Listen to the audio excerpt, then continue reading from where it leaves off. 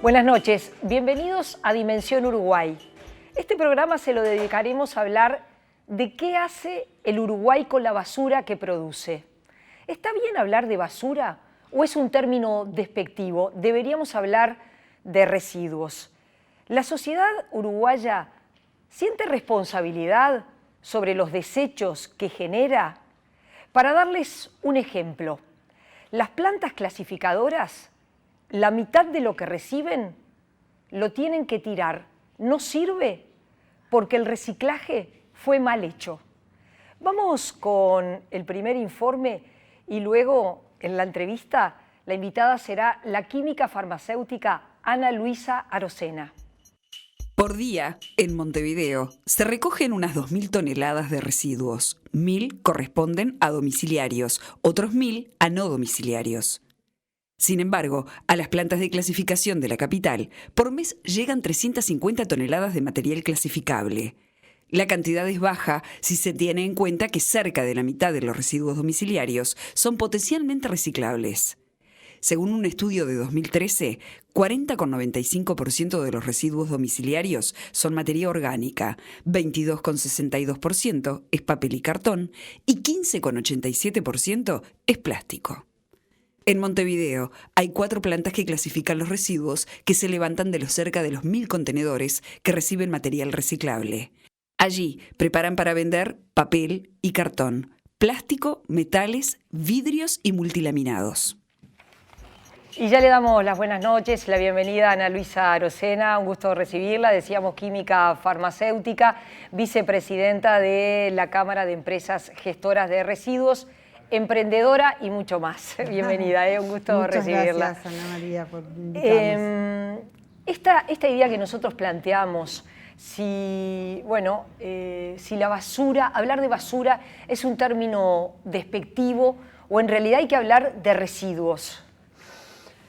Uruguay ha elegido que la palabra basura sea despectivo. Los brasileros usan el lillo y lo usan también en términos técnicos porque tienen esa gracia más para usar el vocabulario. En el año 97, cuando yo era secretaria de SEMPRE, de Compromiso Empresarial para Reciclaje, y sacábamos el libro Manual de Gestión Integral de Residuos Sólidos Urbanos, se discutió exactamente eso. Si le poníamos manual de gestión de la basura o manual de gestión integral de residuos urbanos, y se entendió que Uruguay la basura estaba como despectiva y se quería jerarquizar el tema, darle un profesionalismo, hace 20 años de esto casi ya, y entonces la palabra residuos aparece con ese concepto. Es una palabra técnica, ¿no?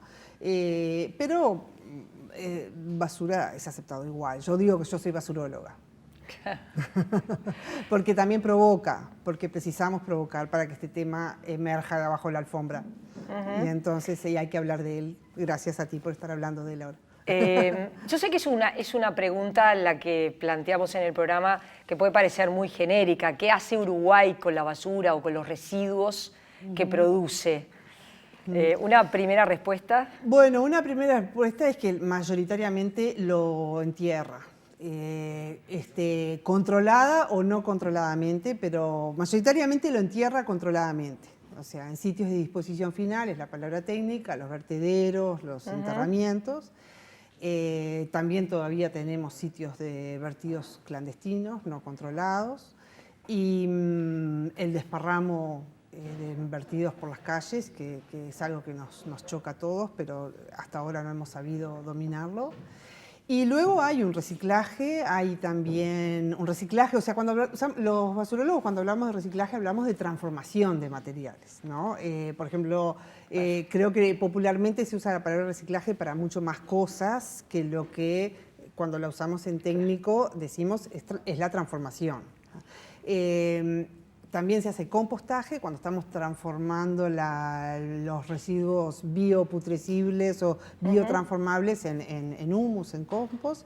También hay una transformación por calor, tenemos usinas de incineración de residuos que solo tiene por efecto de destruir, y también tenemos valorización de biomasa para recuperación energética. O sea, en el menú hay varias alternativas. Hay varias porque lo merecen, porque cada material, o sea, es como la inversa de lo productivo, ¿no?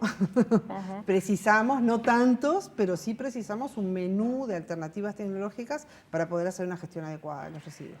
Nosotros, para trabajar en este programa, conversamos con empresarios, por supuesto también con actores de gobierno, con clasificadores. Vamos a compartir el primer informe. La basura, eso que desechamos, no tiene necesariamente por qué terminar su vida útil una vez que cae en la papelera. La basura es esa basura que un poco despectivamente son residuos, y esos residuos son residuos para determinados procesos, donde esos procesos pueden generar otros procesos y por lo tanto valorización de residuos. Segregar, clasificar, reciclar, reutilizar. Son todos los conceptos relacionados a los residuos, pero que a los uruguayos todavía nos resultan un poco lejanos. A diferencia de lo que sucede en los países desarrollados, aquí todavía nos falta comprender este tema como una responsabilidad en conjunto. La postura ante los residuos sigue siendo la de desinterés, la de una vez que lo generé ya no es mi responsabilidad. Esto está en la parte de atrás de las empresas, está en el fondo de las empresas porque son los residuos. Según estimaciones, entre 30 y 40% de los residuos que se generan pueden ser reciclados o reutilizados. Sin embargo, la cantidad que llega a los centros de clasificación formales es mucho menor. Está muy estudiado que a medida que la economía y la realidad de la gente mejora, hay como un cambio de tener mayor cantidad de fracción orgánica, digamos, a tener más plástico, porque bueno, vienen las cosas en packing, en bolsas y demás, plásticos y otro tipo de residuos recuperables. Entonces yo creo que estamos hablando de por lo menos un 30-40% de los residuos tendría potencialidad de recuperarse, en términos generales y muy globales, ¿no? La ley de envases con su respectivo decreto de envases y los planes de gestión de envases que se generaron no colmaron las expectativas de ninguno de los actores que están en el asunto, ni la Dinama, ni las intendencias, ni el plan de gestión de envases de la Cámara de Industria, que es el mayor de los tres que hay, ni los clasificadores, ni la UCRUS, ni las ONG que están. O sea, todo ese sistema de actores, ninguno está satisfecho con cómo está funcionando.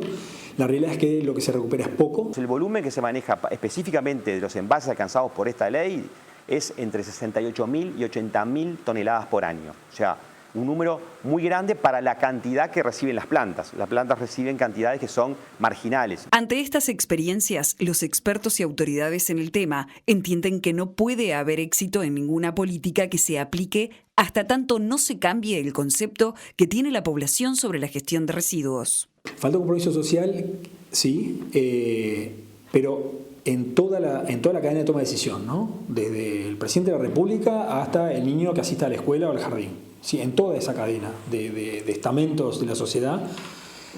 Porque si pensamos en instalar un nuevo sistema de contenedores, por ejemplo, y que haciendo alguna difusión en el barrio a los usuarios es suficiente, le estamos cerrando el mazazo. Es un tema de comportamiento, y ese comportamiento dado por educación y enseñanza. Desde el punto de vista de la sociedad estamos todos involucrados exactamente en lo mismo.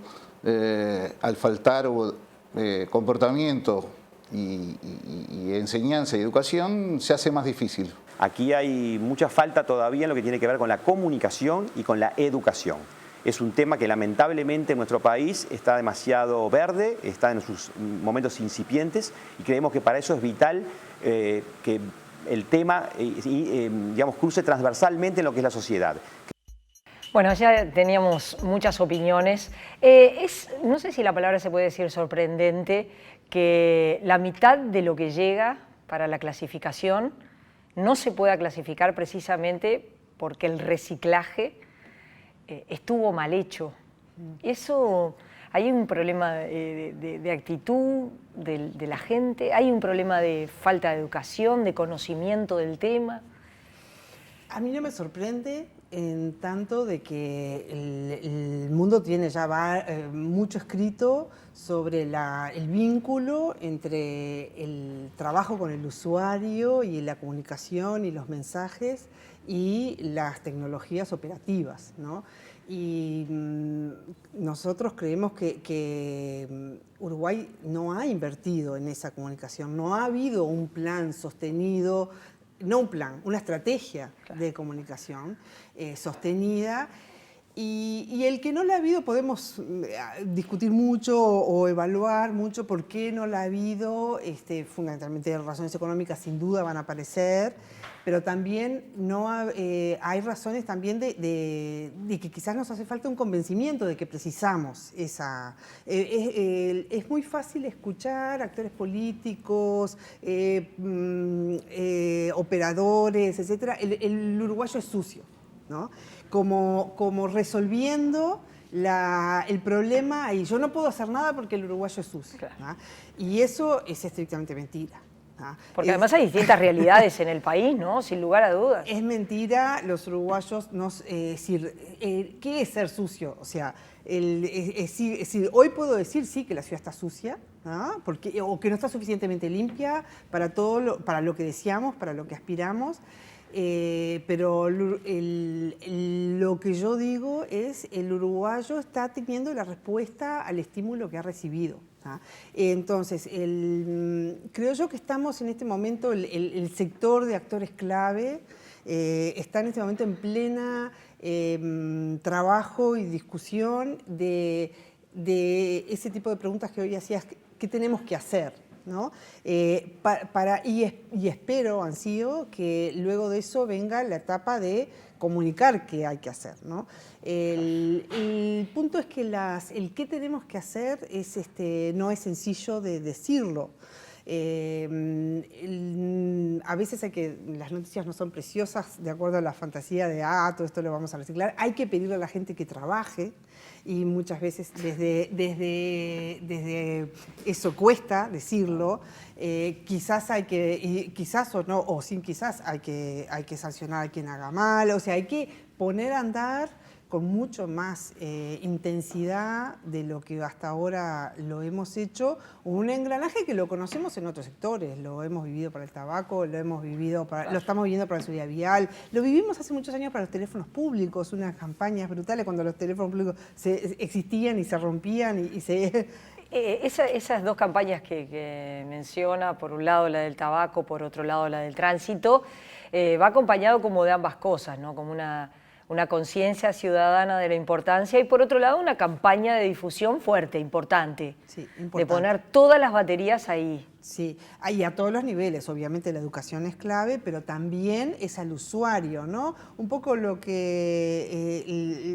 ejemplo que yo uso cuando doy clases es el de lavarse los dientes. No hay práctica más directa para el beneficio de una persona que lavarse los dientes, estética, salud y económico, el bolsillo.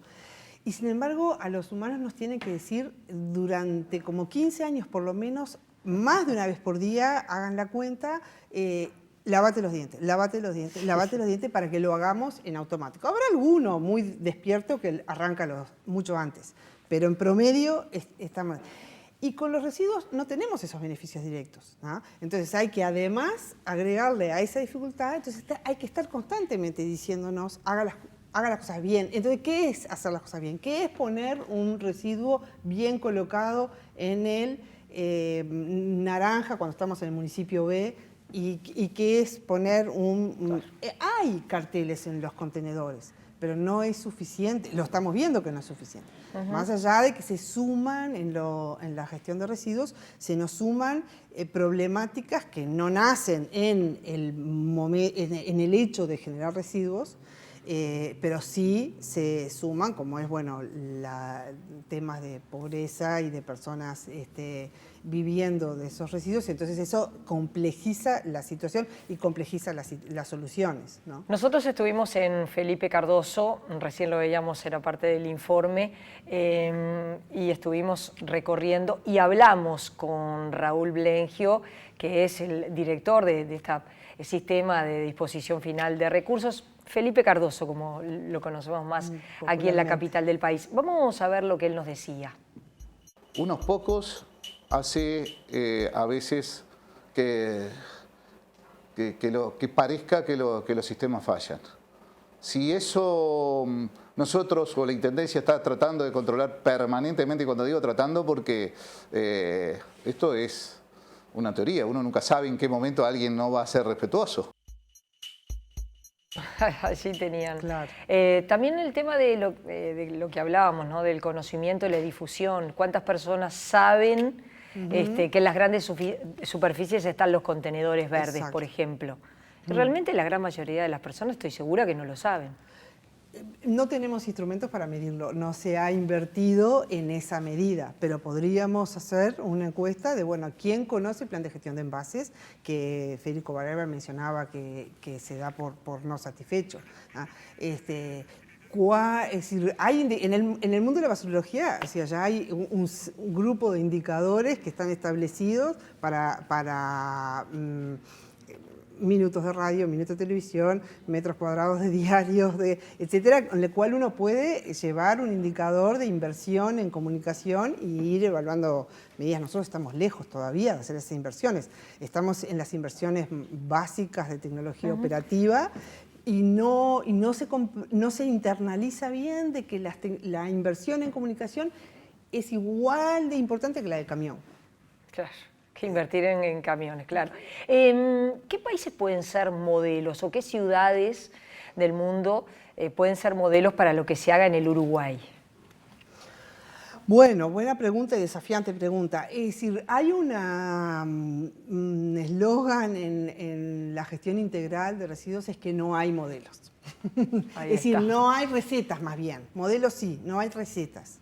Porque cada lugar y cada tiempo tiene sus costumbres, ¿no? Imagínense si traemos a un gestor de residuos a Montevideo el día de un clásico. Los residuos del día son totalmente diferentes. Claro.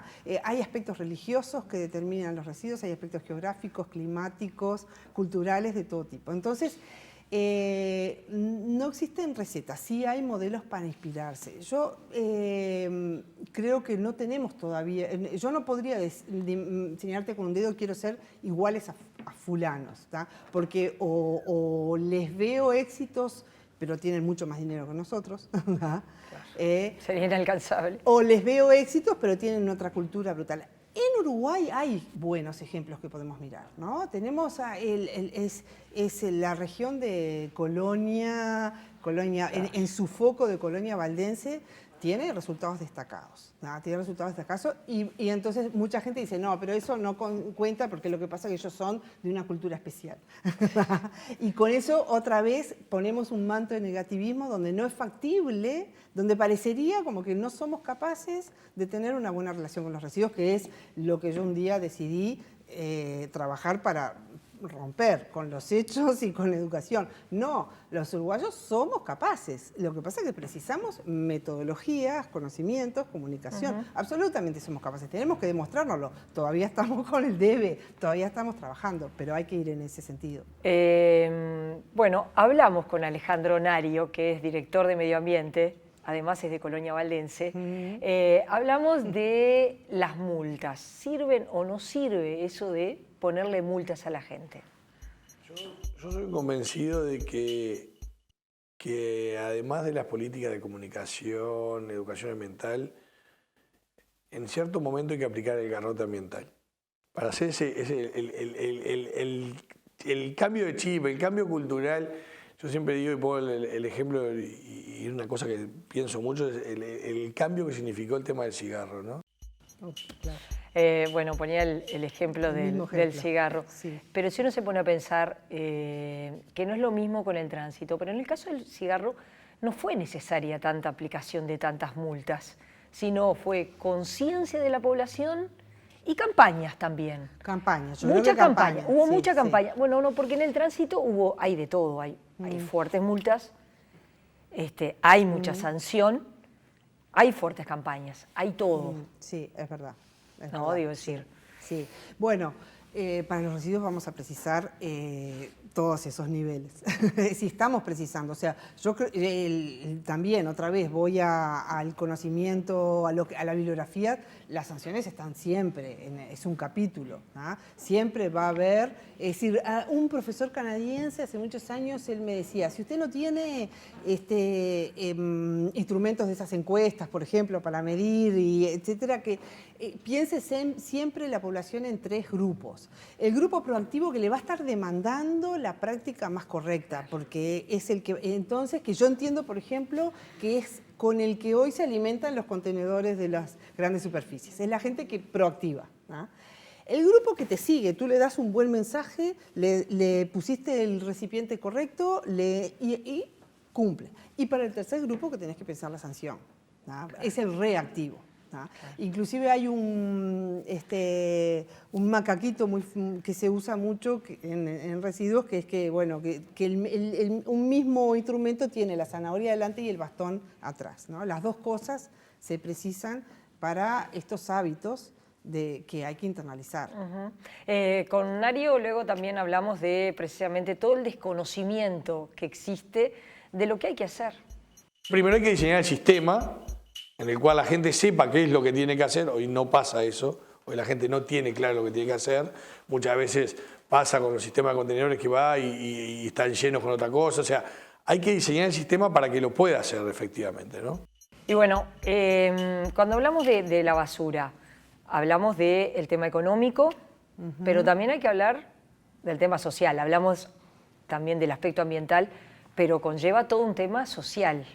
¿Qué rol juega este tema social a la hora de considerar?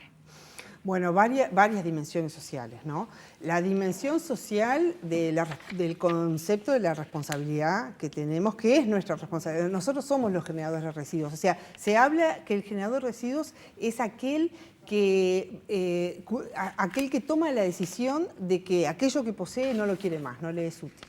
Ahí constituye el momento donde este sillón, que es útil ahora, algún día ustedes deciden, no nos es útil más, ahí se configura en residuos. Y sos el generador del sillón residuo, ¿no?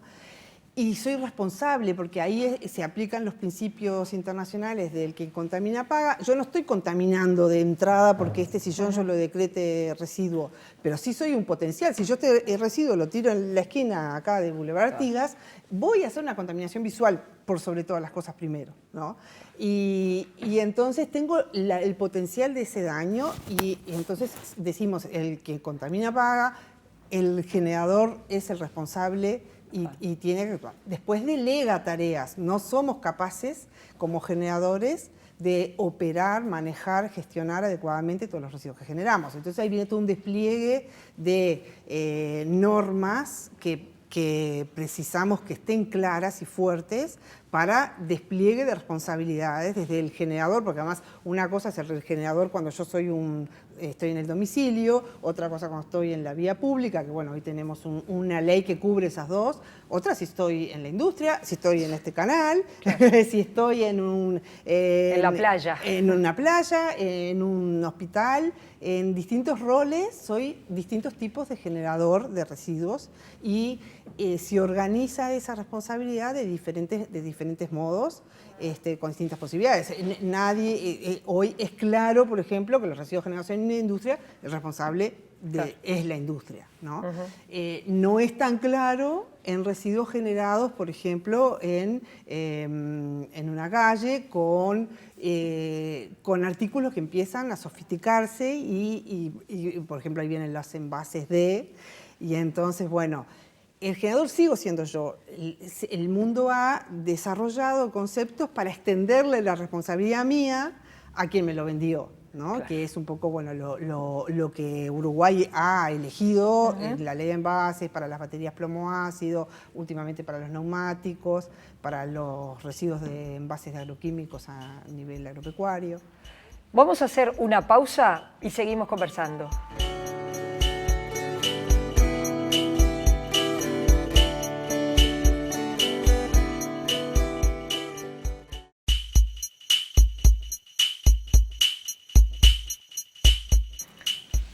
Seguimos conversando esta noche con Ana Luisa Arocena. La verdad, un poco fuera del aire decíamos, bueno, hay una política de Estado clara para atender este tema. Evidentemente, por lo que venimos conversando, faltan muchas cosas. Se está construyendo, diría yo, para hablar en positivo, porque es un tema que si cuando yo me lancé a él hace 20 años estaba completamente en la ignorancia, es decir, ha ido aumentando por presiones externas e internas, ¿no? Es decir, el mundo está pidiendo una gestión de residuos, un mejor relacionamiento con los materiales que usamos y específicamente cuando esos materiales se convierten en residuos. Y es a nivel de todo el mundo, por más que hay... Naciones Unidas acaba de lanzar a finales del año pasado un reporte global sobre gestión de residuos y es decir, ahí se nota como que es un tema de preocupación mundial, no está resuelto, está mejor controlado en muchos los países ricos, por decirlo así, claro, pero resuelto en el sentido de satisfacción quizás son muy pocos, quizás los países nórdicos, ellos sí están con capacidad de poder decir estamos satisfechos con lo que estamos haciendo. En esta recorrida que hicimos también estuvimos con gente que trabaja en cooperativas de recicladores. Vamos a ver el informe.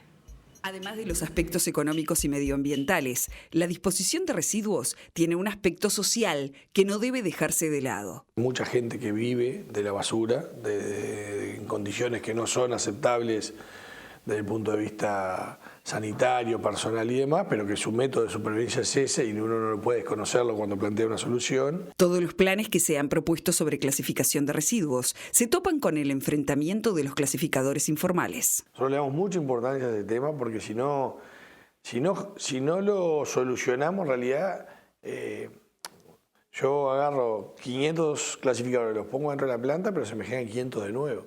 Si la demanda externa está, digamos, si hay un circuito por fuera que genera eso. Varios programas se ocuparon en los últimos años de ayudar a los clasificadores a salir de la calle y realizar su tarea bajo un marco formal. Un ejemplo es el de la ONG San Vicente, que los asiste para que puedan adaptarse y formar una cooperativa de recicladores. Esta área de trabajo con clasificadores apunta a dignificar la tarea del clasificador, más que nada como el rol ecológico que tienen en la sociedad y bueno, a poder formar a partir de diferentes posibilidades de convenios educativos laborales, la posibilidad de formar emprendimientos asociativos de clasificadores.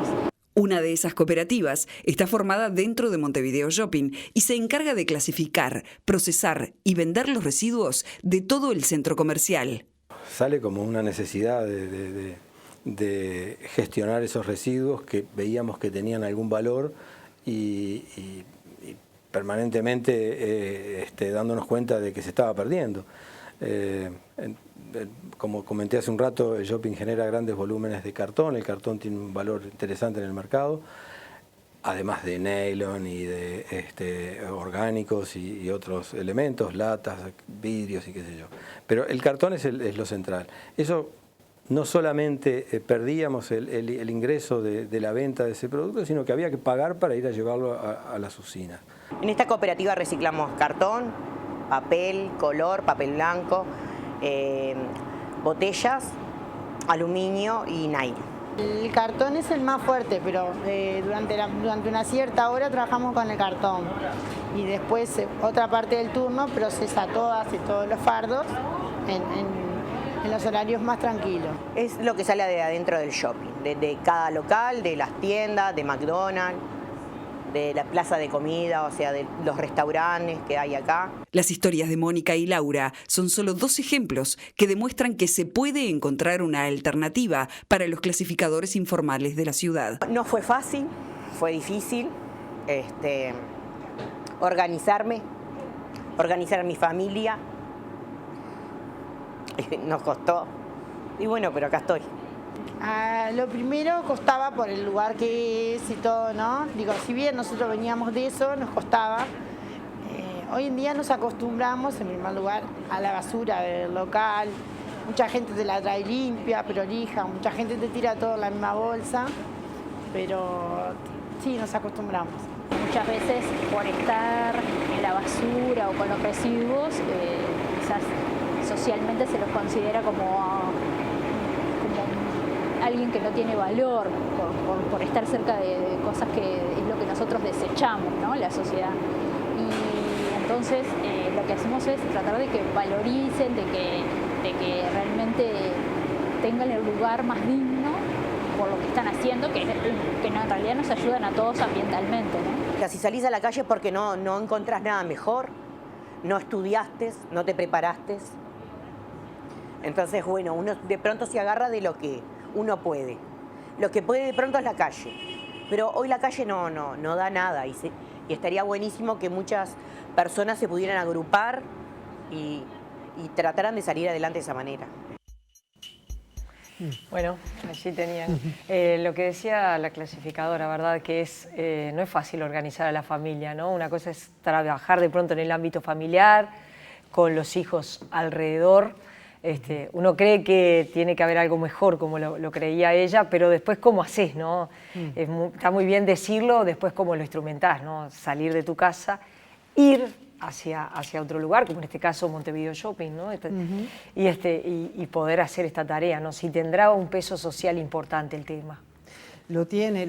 Me parece interesante rescatar dos cosas. Yo diría que Laura y Mónica ya son clasificadoras, pero formales, ya son operarias, ¿no? Ellas ya son operarias. Usamos el término clasificador en Uruguay, lo eligieron así en el año 90, los grupos de personas que trabajando en la calle, como ellas usan esa expresión, ¿no? Como un término, otra vez, entre la basura y los residuos, bueno, clasificador, el término no despectivo de lo que la gente si no dice educadores, carritos, ¿no?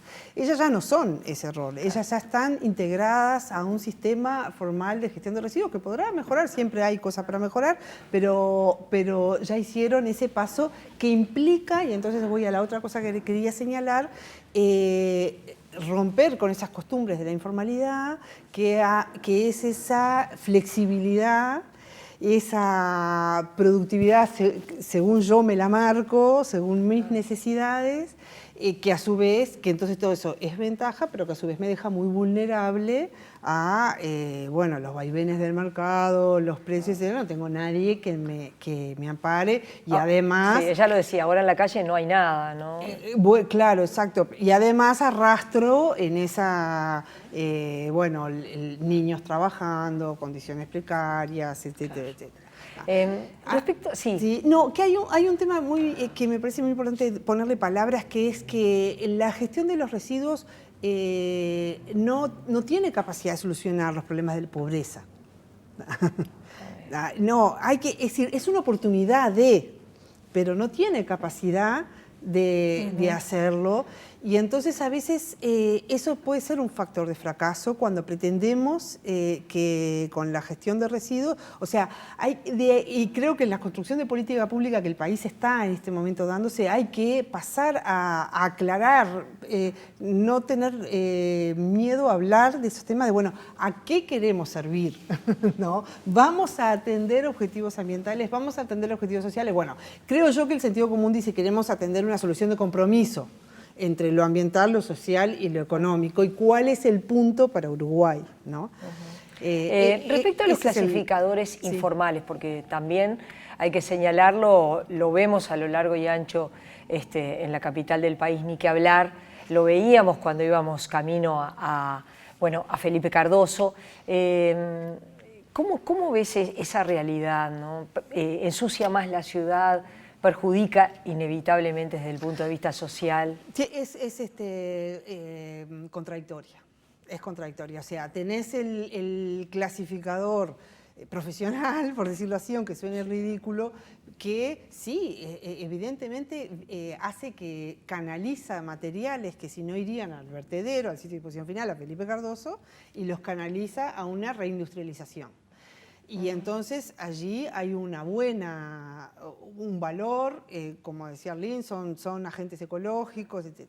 Ahora, cuando esa actividad implica el desparramo en la calle, porque rompí la bolsa en la calle, Cuando esa actividad implica el rechazo, el descarte, lo tiro en un margen de un arroyo, en una esquina que hago un basural, ahí hago un impacto negativo de salud, ambiental, etcétera, y económico, porque hay que salir a limpiar sobre lo que no tendría por qué estar sucio, ¿no? Estar desparramado. Entonces es contradictorio esa situación y es altamente desafiante y complejo atender. Atender los aspectos negativos para reducirlos es muy difícil, el control de que no se saquen de los contenedores. La forma de los contenedores del municipio B, los Naranjas y Verdes, quisieron impedir la quita de materiales y no lo han logrado al nivel de expectativa que se imaginaba. Entonces, bueno... Sí, se siguen metiendo adentro de los contenedores, ¿no? Y entonces Mónica dice, la calle ya no da, y sin embargo decís, bueno, pero esta gente vive. Claro. Esta gente vive. ¿Qué es lo que es realmente difícil a la hora de ser el gestor de política pública y de definir cómo resolver este tema? No puedo ser simplista de pensar que hay soluciones mágicas. Tendremos que ir probando. Las plantas de clasificación que mencionaban hoy los entrevistados al principio, Rista, y eso que están tomando cantidades marginales, etcétera, también son muy controversiales, se pide mucho más de eso.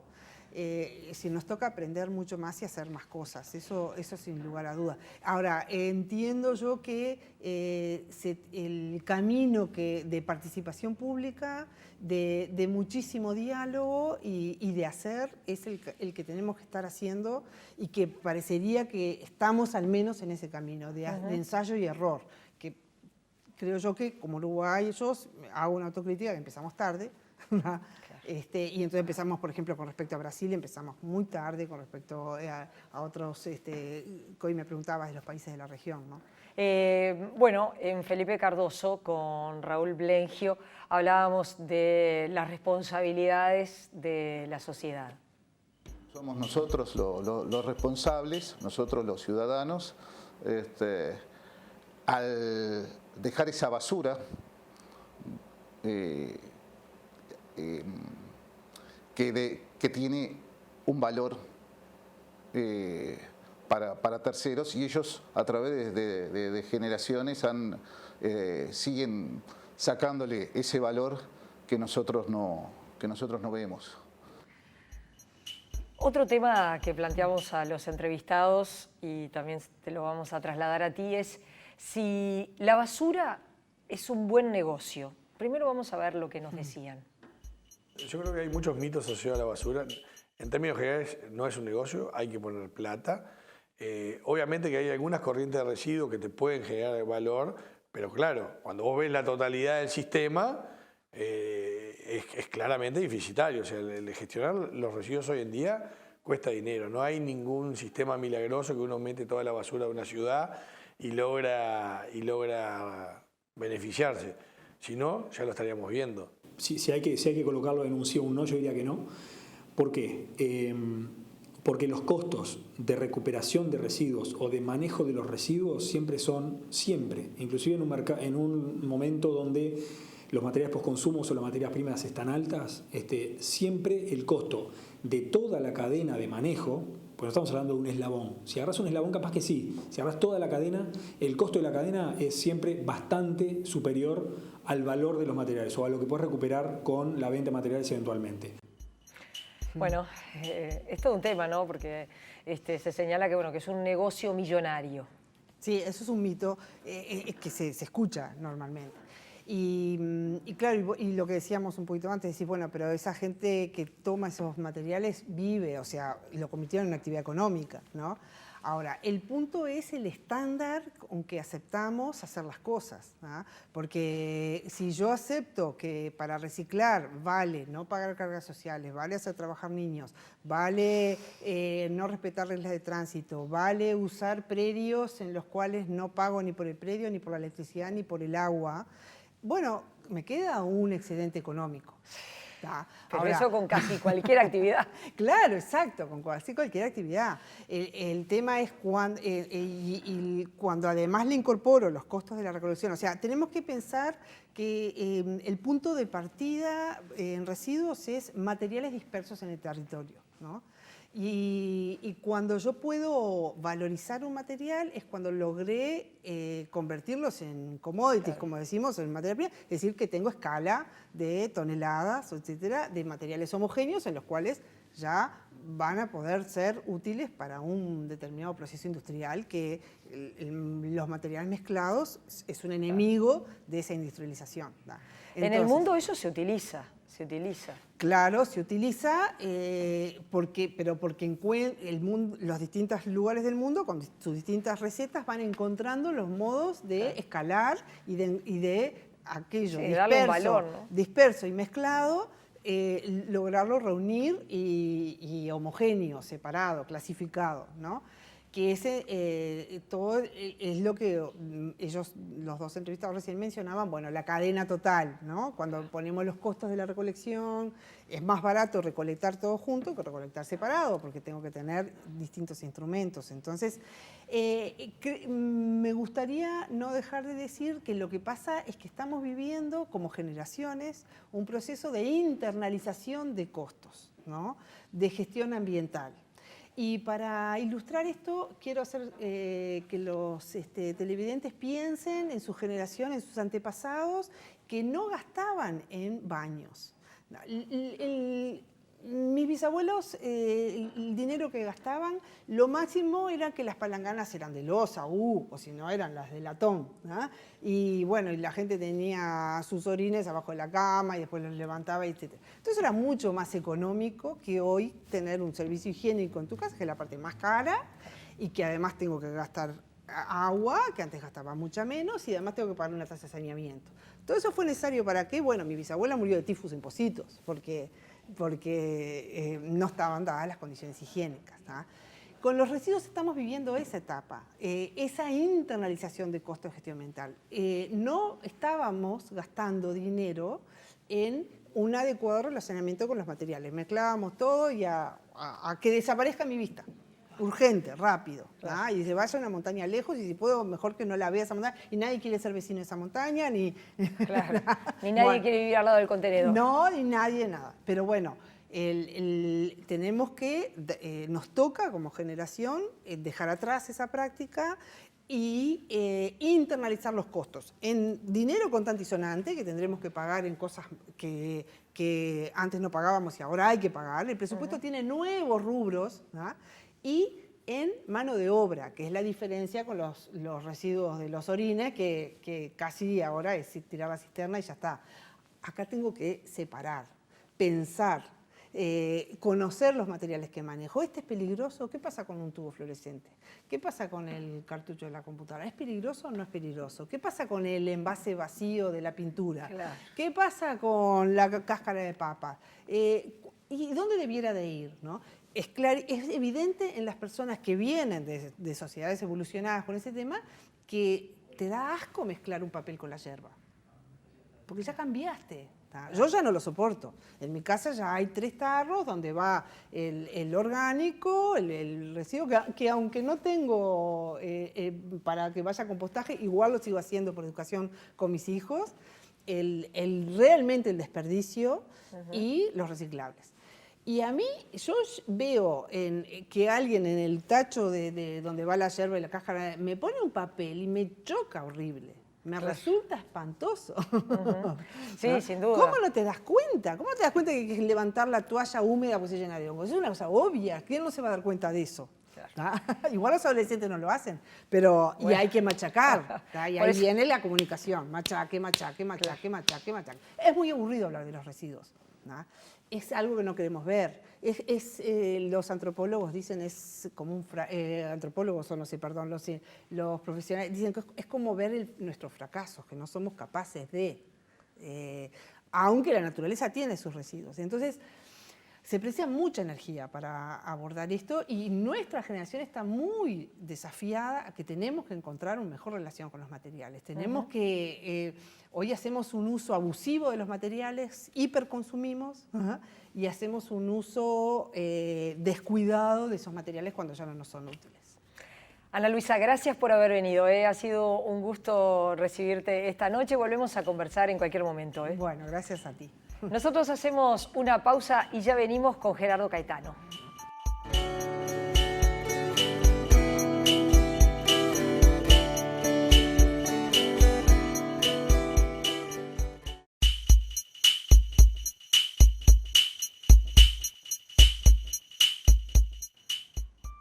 Y le damos la bienvenida a Gerardo Caetano. ¿Cómo estás, Gerardo? ¿Qué tal? ¿Cómo estás?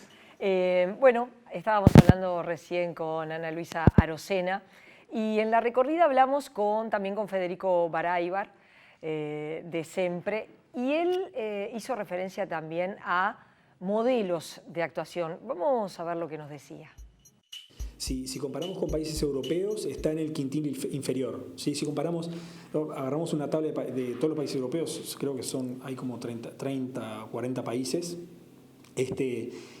y tenés en la parte de arriba del todo, tenés Suiza, que tiene la mitad de los residuos lo destinan a valorización energética y la otra mitad recuperan. Esa otra mitad que recuperan y reciclan o compostan, ¿sí? Está conformado por orgánicos que se compostan y plásticos, etc. Mucho del plástico va a valorización energética, ¿sí? Lo queman para generar electricidad. Vas bajando en la tabla y va apareciendo, en la medida que vas bajando, rellenos sanitarios, enterramiento de residuos, ¿sí? Un 5%, un 10%, un 20%, ¿sí? Va perdiendo espacio, en primer lugar, en la incineración, ¿sí? Y después, o sea, en la medida que va bajando la tabla, va bajando también la recuperación de materiales, el reciclaje o valorización de materiales. Hasta que llegas a algunos países de la ex Europa del Este que tienen 100% de enterramiento. Eso es un poquito el continuo. Nosotros no estamos en 100% de enterramiento. Pero bueno, no estamos, él lo decía, ¿no? No estamos entre los mejores, evidentemente. Es un desafío civilizatorio. Efectivamente estamos en un contexto de cambio civilizatorio, nunca produjimos tanta basura y el tratamiento de la basura es un tratamiento que nos desafía como ciudadanos. Se decía bien que no hay modelos porque no se pueden transferir recetas, pero es muy significativo que, por ejemplo, en un mismo continente haya entre un 100% de enterramiento y los valores que veíamos en Suiza. Eso habla de culturas distintas, eso habla de políticas públicas diferentes. Sin una educación del ciudadano que cale, y yo creo que en el Uruguay y particularmente en Montevideo no está calando y los números lo dan. No puede ser que la mitad de los materiales que son reciclables no sean utilizables. No puede ser. Son datos... Porque el proceso se hizo mal. Porque el proceso se hizo mal. Esa expresión de descuido, esa expresión de un ciudadano que no está cumpliendo los deberes. Nuestros derechos como ciudadanos tienen la contrapartida de los deberes. Y nosotros siempre vinculamos la basura con el hurgador. Y en definitiva, bueno, las políticas públicas que han desarrollado distintas instituciones, no solamente la Intendencia, es como que no han sido recogidas en su visibilidad real. Aquí hemos visto empresas, hemos visto ONGs, como la ONG San Vicente, con un emprendimiento social realmente muy, muy importante, que coordina una cooperativa de recicladores. Hemos visto shoppings que justamente en un ámbito de venta busca también el reciclaje. Hemos visto distintas. Es una experiencia que se puede seguir y por parte de otras empresas. Es una muy buena experiencia. Por supuesto, que además, como se ha dicho, no tiene en lo inmediato una dimensión económica importante, pero sí redunda en otras señales. una empresa limpia, una empresa que recicla. Hablábamos, por ejemplo, de Colonia Valdense. Bueno, yo soy un admirador de los valdenses por muchos motivos, pero uno de ellos es porque son muy limpios, porque tienen una cultura de la limpieza, porque tienen un cuidado por la ciudad. Y uno cuando entra en Colonia Valdense... Es un gusto. Es un gusto, es una particularidad especial. Y uno ve una convivencia especial. Y no caigamos en el atajo de decir, sí, son inmigrantes, sí, pero Colonia Suiza también y no es lo mismo. Y hay otras ciudades de inmigrantes y no es lo mismo. Son culturas y las culturas se van construyendo. La construcción de una cultura es acumulativa. Y yo creo que ahí estamos fracasando. Estamos fracasando una vez más. Los números de la basura son números deficitarios. Y además tenemos un país pequeño.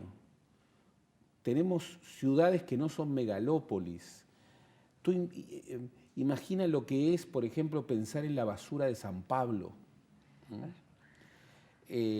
Imagina lo que es pensar en la basura del México Distrito Federal. Bueno, también uno se pregunta, por ejemplo, qué pasa con la cantidad de basura que se genera en torno a las zonas inundables donde está viviendo población y se tira allí basura.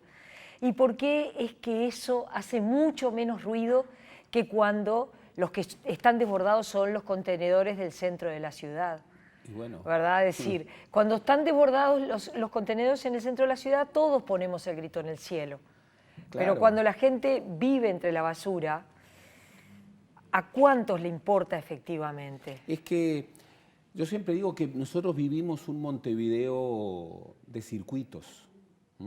A mí a veces me gusta ir al Cerro de Montevideo para ver en su expansión a un Montevideo que es muy expandido. Y nosotros vivimos en circuitos, a veces en circuitos muy pequeños. Nuestra vida cotidiana es un circuito muy pequeño. Y hay circuitos que tienen una capacidad de, digamos, de reclamar y de protestar, digo yo. De reclamo, de hacer público su denuncia. Y hay otros circuitos que viven en la basura y en donde la basura no es noticia. ¿Por qué? Porque es la vida cotidiana. Yo creo que una ciudad demasiado extendida, que ha crecido mal, como es la ciudad de Montevideo, debiera definir políticas públicas fuertes, sólidas. El tema de la limpieza, que tiene que ver con el tema de la basura, es un tema que ha sido crucial. Es un tema en el que se pierde autoestima. Una ciudad que manifiesta una mala resolución del tema de la basura es una ciudad que ha perdido autoestima. Cuando tú tienes en tu casa una casa sucia, tu autoestima baja. Lo mismo pasa en una ciudad.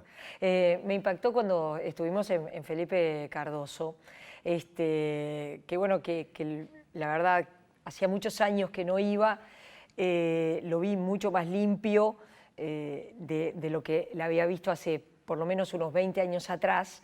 Además todo el proceso que hacen con la planta de gases me pareció muy interesante.